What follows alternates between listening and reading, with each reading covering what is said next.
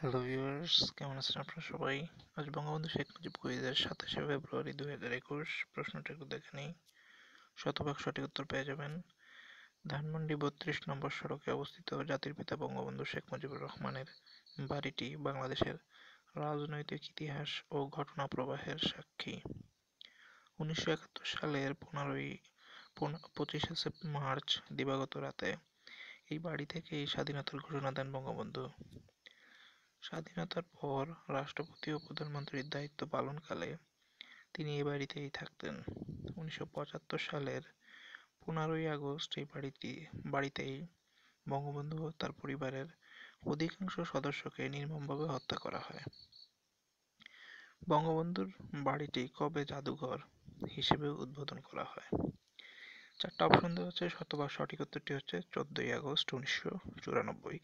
শতভাগ সঠিক উত্তর 14ই আগস্ট 1994। আমি উত্তরটা সাবমিট করে দিচ্ছি। দেখুন, উত্তরটি সাবমিট নিয়ে নিয়েছে, শেয়ার এখন করলাম না। দেখুন, উত্তরটি শতভাগ সঠিক উত্তরটি সাবমিট নিয়ে নিয়েছে 14ই আগস্ট 1994। আপনাদের যদি প্রমাণ দরকার পড়ে, দেখুন আমি আপনাদেরকে প্রমাণও দেখিয়ে দিচ্ছি। প্রমাণে চলে যাচ্ছি আমি। এখানে নেট কানেকশন একটু স্লো, যার কারণে প্রমাণ দেখতে একটু সময় লাগতে পারে হয়তো। আচ্ছা, এখান থেকেই দেখতে পারবেন 1994 সালের 14ই আগস্ট থেকে বাড়িটি জাদুঘরে রূপান্তর করা হয়।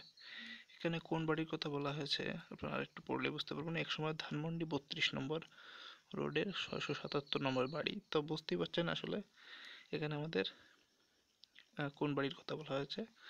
এখানে ধানমন্ডি 32 নম্বর বাড়ির কথাই বলা হয়েছে। সুতরাং যারা চ্যানেলটি সাবস্ক্রাইব করেননি, অবশ্যই সাবস্ক্রাইব করে সাথেই থাকবেন। ধন্যবাদ।